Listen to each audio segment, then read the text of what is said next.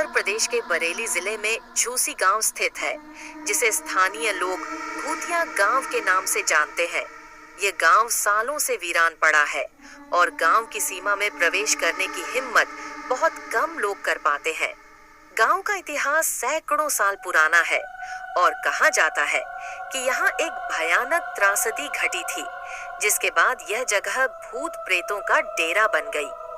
कहानी के अनुसार करीब 200 साल पहले झूसी गांव एक खुशहाल और समृद्ध गांव था। यहाँ के लोग खेती बाड़ी करते थे और उनका जीवन सामान्य था।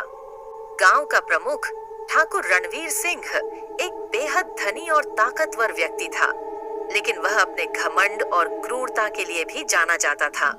उसने गांव की एक गरीब लड़की सौम्या को अपनी पत्नी बनाने की जिद ठान ली थी, लेकिन सौम्या पहले से ही किसी और से प्यार करती थी और उसने ठाकुर का प्रस्ताव ठुकरा दिया।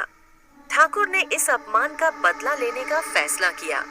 एक रात ठाकुर रणवीर ने सौम्या और उसके परिवार को पकड़वा लिया और उनकी बेरहमी से हत्या कर दी। इस घटना के बाद गांव में अजीब घटनाएं होने लगीं। रात के अंधेरे में लोगों को सौम्या की आत्मा गांव के बाहर बने बड़ के पेड़ के पास भटकते हुए दिखती थी। कुछ लोग दावा करते थे कि उन्होंने उसकी दर्दनाक चीखें सुनी, जो हर रात तेज होती जा रही थीं। धीरे धीरे गांव के लोग बीमार पड़ने लगे और अजीब दुर्घटनाएं घटने लगीं। गांव के लोग डर के साए में जीने लगे और वे मानने लगे कि सौम्या की आत्मा बदला लेने के लिए वापस आई है।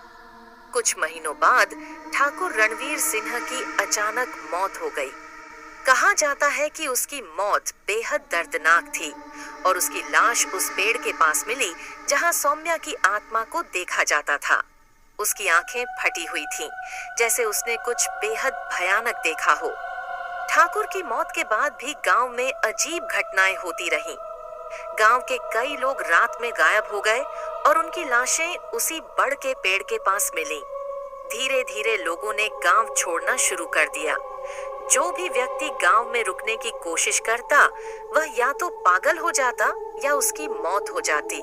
अंततः पूरा गांव वीरान हो गया और लोग इसे भूतिया गांव कहने लगे। आज भी झूसी गांव के पास से गुजरने वाले लोग दावा करते हैं कि उन्होंने वहां अजीब आवाजें सुनी हैं और कुछ अनजानी शक्तियों की उपस्थिति महसूस की है। स्थानीय लोग आज भी रात के वक्त उस गांव के आसपास जाने से डरते हैं। गांव में स्थित बड़ का पेड़ अब भी खड़ा है और लोग कहते हैं कि रात के वक्त वहां से किसी लड़की के रोने की आवाज आती है।